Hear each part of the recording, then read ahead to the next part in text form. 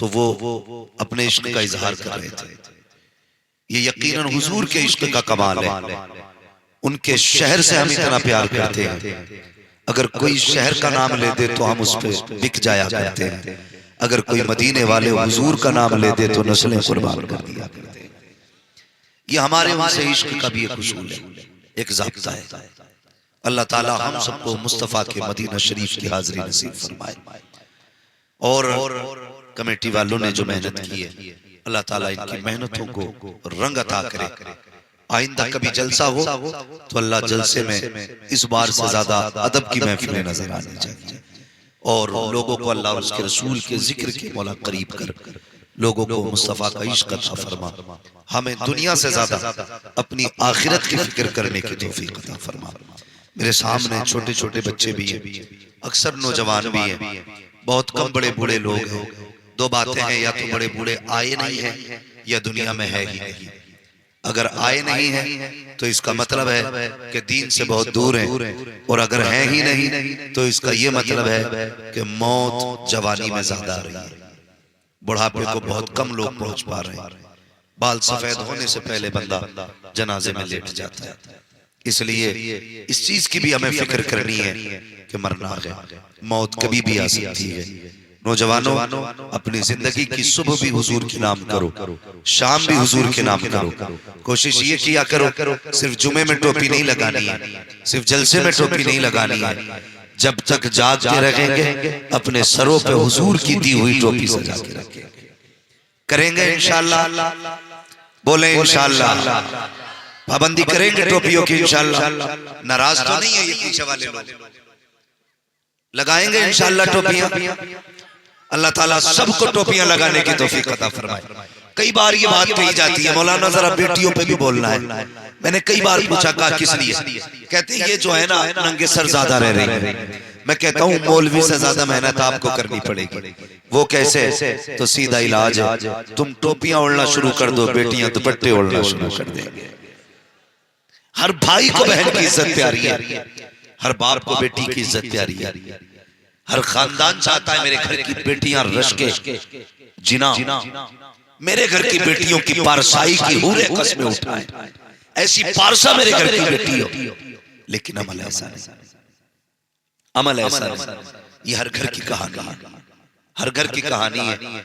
आप किसी भी ए टू जेड औरत को देखो, उसके कान में झुमके, बालियां, क्या क्या नाम दिया जाता है, बुंदे, नाक कान के जेवरात तो मिलते हैं, लेकिन हया के जेवर नहीं मिलते। हम 10 लाख का सेट तो खरीद लेते हैं सोने का, लेकिन फ्री की दी हुई तालीम मुस्तफा की अपने घरों में नहीं देते। 5 लाख का जेवर भी मिलेगा, 10 लाख का सेट भी मिलेगा, मगर हया जो जेवर है वो हमारी कौम की बेटियों में नहीं है। और जब माएं अच्छी होती हैं तो फिर औलाद भी अच्छी होती है। ये याद रखिएगा, माँ अच्छी होती है तब औलाद अच्छी होती है। 2 पानी बड़े कीमती होते हैं, 2 पानी। हम कितना आसान समझते हैं। बच्चा बिगड़ता है, आते हैं इमाम साहब के पास, हाजी साहब जरा तावीज लिख दो, बच्चा नाफरमान है। यही सोचते, इन्होंने तावीज लिखा दे दिया। तावीज ये बुजुर्गों का तरीका है, मैं इसका मुनकिर नहीं, लेकिन याद रखिएगा पहले आप अपने हिस्से का काम करें, उसके बाद फिर दुआ को छोड़ दें। हम अपने हिस्से का काम करें ही नहीं, एक तरफ आटा लेके बैठ जाएं, दूसरी तरफ पानी लेके बैठ जाएं, फिर बिछा दें मुसल्ला और कहें अल्लाह रोटी बना दे, इसकी रोटी बना दे, इसकी रोटी बना दे। बन जाएगा, बोलो बन जाएगी। अल्लाह चाहे तो पत्थर में जान डाल, उसकी कुदरत का इनकार कर। लेकिन मैं एक वसीले और सबब की बात कर रहा हूं। आपको अपने हिस्से का काम करना पड़ता है, फिर दुआएं कीजिए। शेख सादी शिराजी रहमतुल्लाह तआला अलैह ने कहा था, बंदा अपने हिस्से का काम न करे, खाली दुआ करता रहे, ये बेवकूफी है। और दुआ न करे, खाली अपनी मेहनत पे भरोसा करे, ये उसका घमंड है। पहले आप अपने हिस्से का काम कीजिए, फिर दुआ कीजिए, फिर दुआ कीजिए। पहले आप ये कीजिए कि आटे को पानी में मिलाइए, गूंदिए, आग जलाई, तबा रखिए, रोटी बनाइए, फिर चूल्हे के ऊपर रोटी रखते वक्त कहो मालिक मेरी रोटी को बाबरकत बना। अल्लाह कहता 3 रोटी तू बना, 30 रोटियों की बरकत हम अता कर दे। तो कम से कम इतना तो करना पड़ेगा, अपने हिस्से का काम करना पड़ेगा। हमने अपने हिस्से का काम करना छोड़ दिया, करते ही नहीं हिस्से का काम। लोंडा बिगड़ता, जाओ इमाम साहब से कहो। हाँ?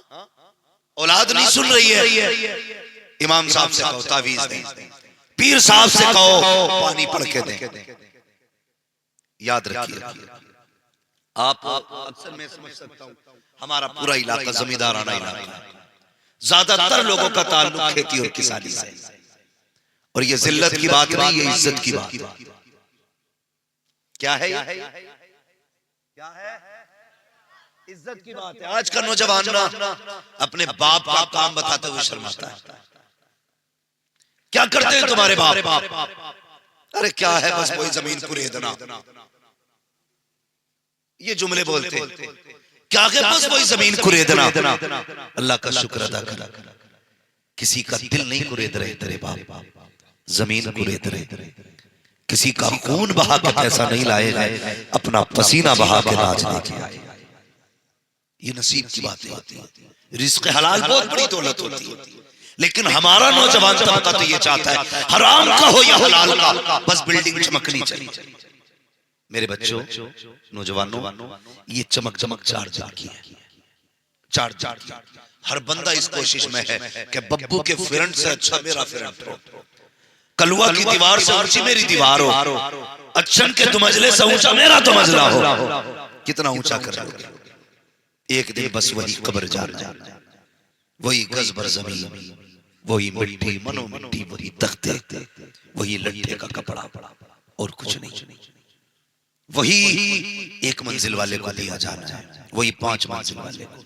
डॉक्टर साहब भी उसी कफन में लेटेंगे जिसमें मरीज लेटा होगा, अक्ल वाले भी उसी कफन में लेटेंगे जिसमें दीवाने को लपेटा जाएगा, गरीब भी उसी कफन में लेटेंगे जिसमें सेठ साहब लेटे होंगे।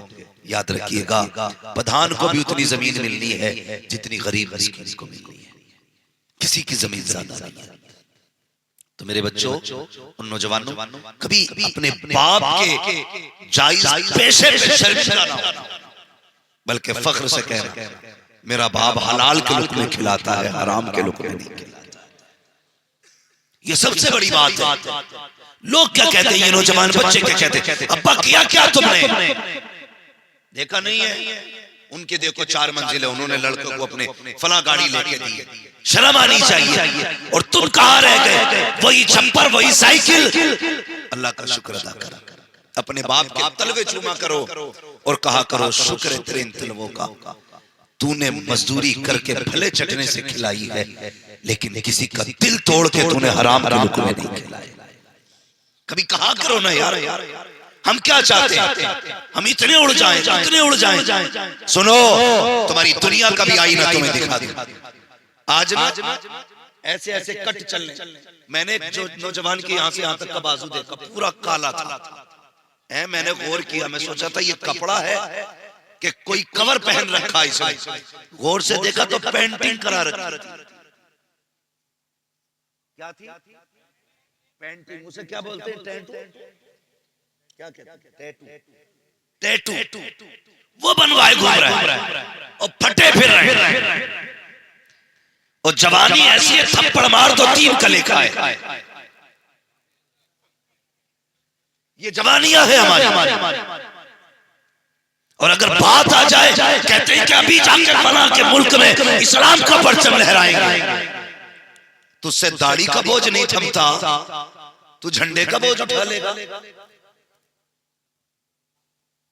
और देखो झंडा लिए घूम रहा, 12वीं शरीफ का झंडा था, सरकार की आमद मरहबा। इतना झंडा नहीं हिल रहा था जितना खुद हिल रहा। संभले की कहां से? 3 बजे तक मोबाइल चलाता है, 11 बजे सो के उठता है, फिर इधर उधर मुंह झुलकाता है। रात सोने के लिए बनी थी, ये मोबाइल चलाने के लिए। बोलो जोर से। अब एक बात बताओ, अगर ट्रेन 110 की स्पीड पे हो, तुम उसके आगे खड़े हो जाओ, मरोगे कि बचोगे? बोलो। 10 मंजिल की ऊंचाई से कूदोगे, टूटोगे फूटोगे या ऐसे ही बच जाओगे? बोलो क्यों? क्योंकि ये बात फितरी है।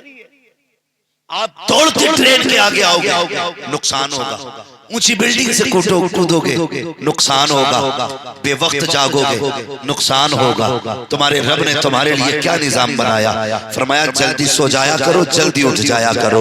तुम इशा की नमाज पढ़ के जल्दी सो जाया करो, फजर में जल्दी उठ जाया करो। मालिक की मिलेगा क्या कि रात को जल्दी सो, तुझे जिस्म की दौलत अदा करेंगे। सुबह को जल्दी उठ जा, तुझे रिस्क की दौलत अदा करेंगे। तू रात को जल्दी से सोता है, दिन में देर से उठता है, न तुझे रिस्क की दौलत मिल रही है, न जिस्म की दौलत मिल रही है। कामयाब वही होंगे जो निजाम इस्लाम पे अमल करेंगे। अगर तरक्की चाहते हो तो सुनो, जल्दी सोया करो, जल्दी उठा करो। खुदा की कसम, जिस्म भी सलामत रहेगा, दौलत भी सलामत।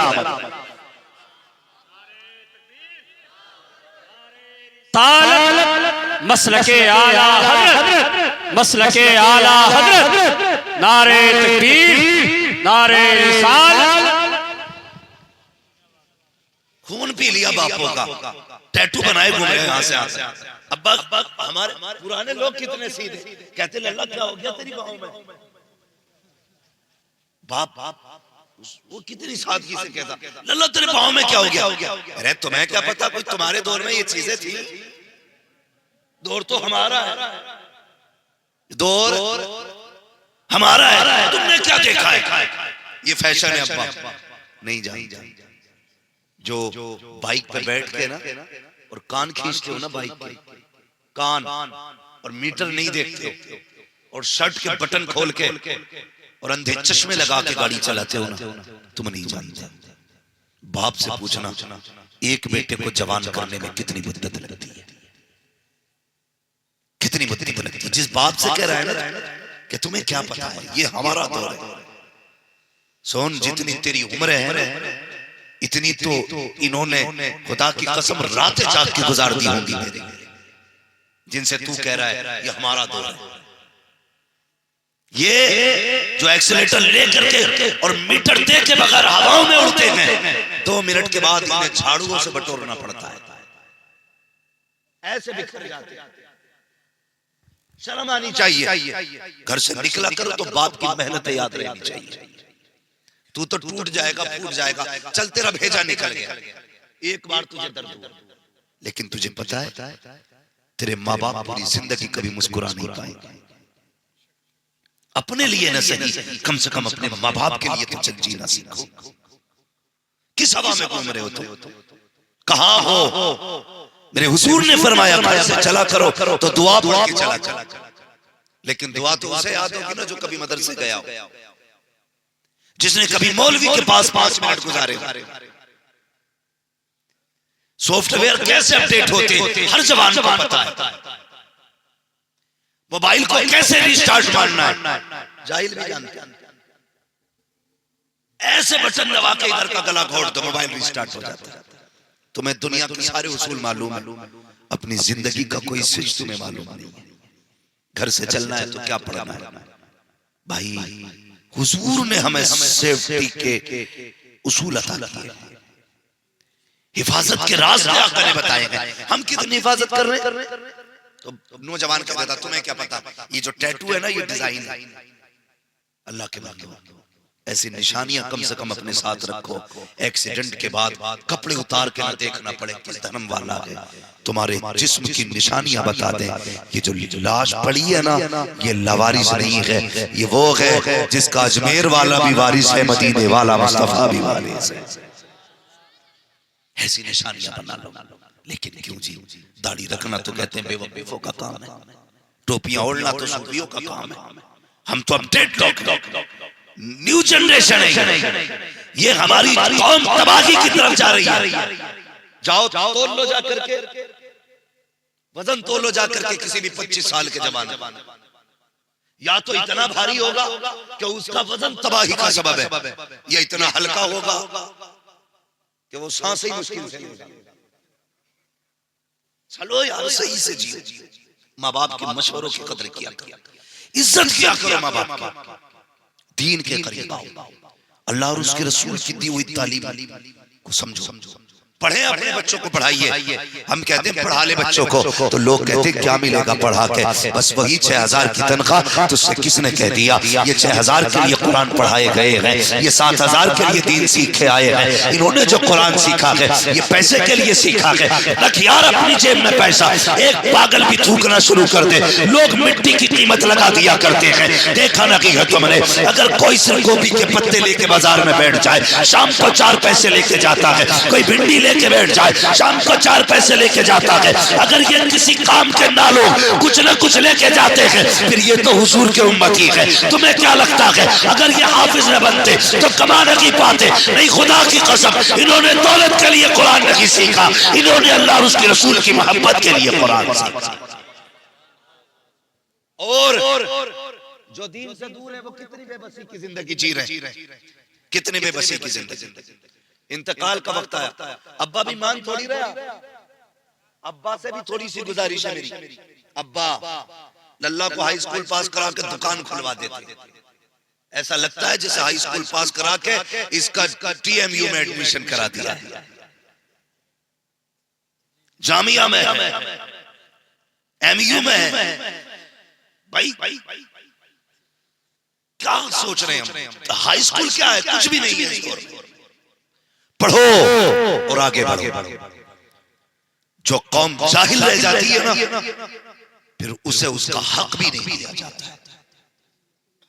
अगर तुम्हें अपना हक बचाना है तो तुम्हें पढ़ना पड़ेगा, तुम्हें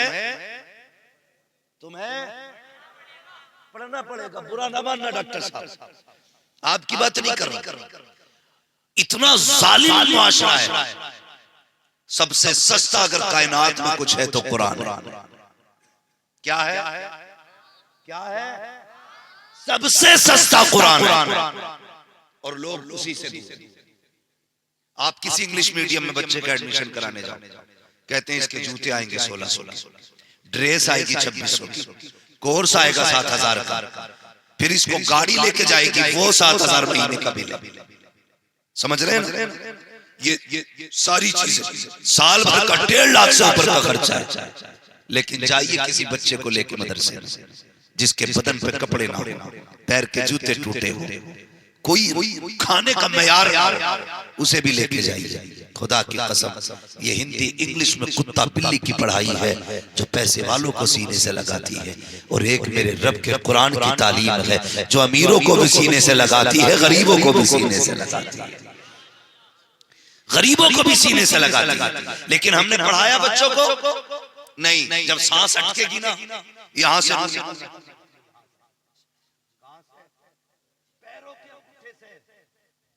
रूह निकलना शुरू होती है। किसी ने हजरत अली से पूछा, जनाब रुकू में जाएं तो किधर देखें? फरमाया पैर के अंगूठे। सजदे में जाएं तो किधर देखें? कहा नाक। कायदे में जाएं तो किधर देखें? कहा गोद। कहा पैर के अंगूठे क्यों देखें?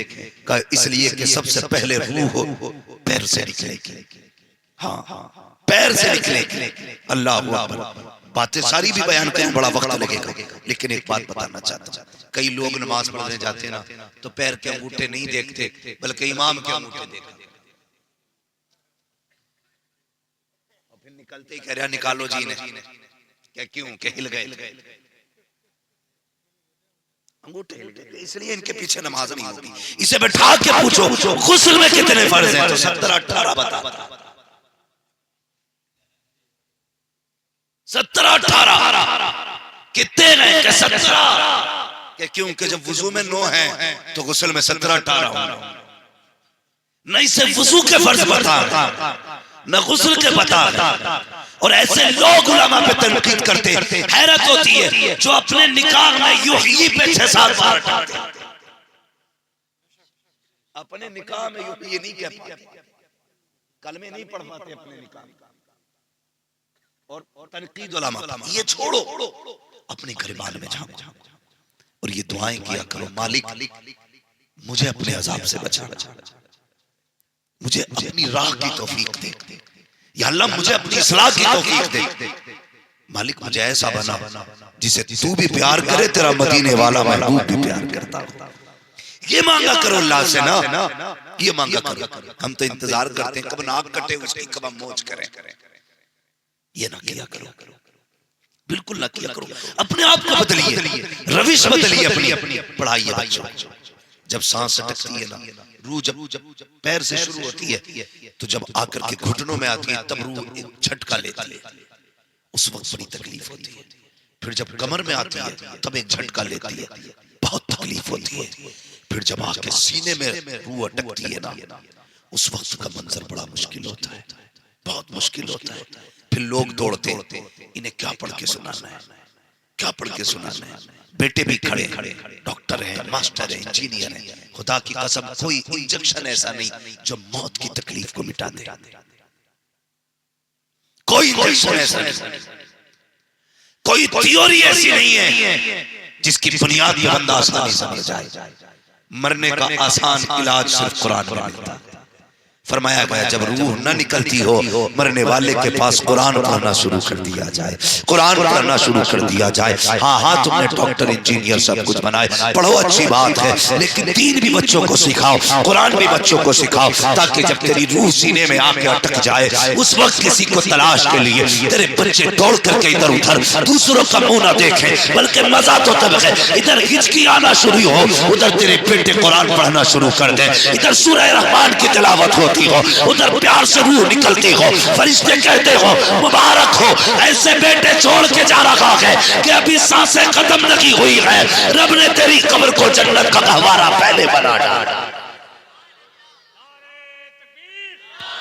नारे रिसालत मसलके आला हजरत, नारे तकबीर, नारे रिसालत। ये सारे कमेटी वाले ना, रुकना भाई, कमेटी वालों भाई बताओ, इनमें से खड़े हो बेटा, खड़े हो जल्दी से, मुझे बात पूछनी, जल्दी खड़े हो जाओ, रुको खड़े हो जाओ, आप ही से कह रहा हूं।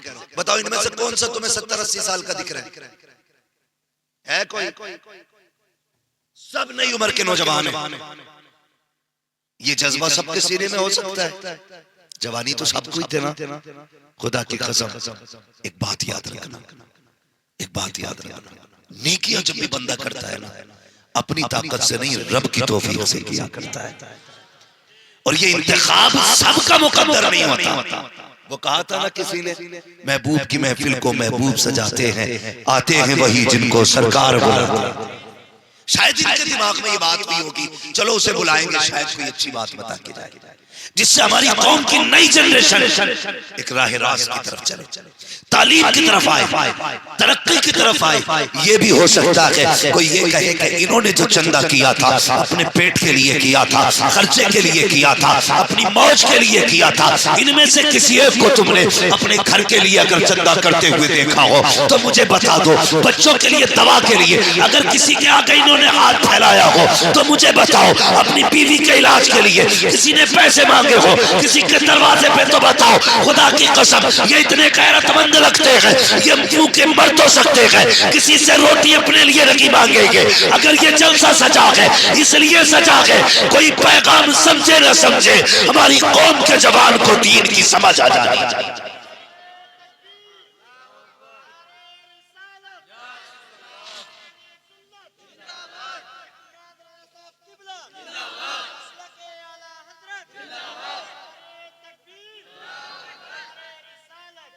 और मैं ये भी आपको नौजवानों मशवरा दूंगा, टांग खींचती है अच्छे काम करने वालों, अगर कोई तंज करे दिल थोड़ा न करना।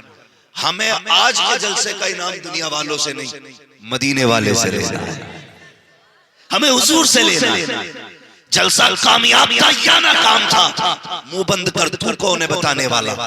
जिनका जलसा है वो जाने, और हम तो बरेली वाले हैं, हम तो फख्र से कहते हैं रहने दो या डुबो दो, अब तो तुम्हारी जानी, कश्ती तुम्हीं पे छोड़ी लंगर उठा दी, कश्ती तुम्हीं पे छोड़ी लंगर उठा दिए। और एक बात बता दूं, ज्यादातर तनकीद वही करते हैं जो 10 रुपए भी नहीं देते। हिसाब जलसों का वही लेंगे जिसने दिया नहीं होगा। 10 रुपए देके कहता बताइए कितना खर्च कहाँ हुआ, वो जिसने 10 रुपए नहीं दिए। लेकिन जो हुजूर से प्यार करते हैं, कुछ तो ऐसे भी देखे, कहते हैं मौलवी जितने आएंगे सारे मेरे घर खाएंगे। कोई ये कहता मेरे घर सोएंगे, कोई ये कहता ये जितने जलसा सुनने आएंगे सबके लिए चाय मेरी तरफ से।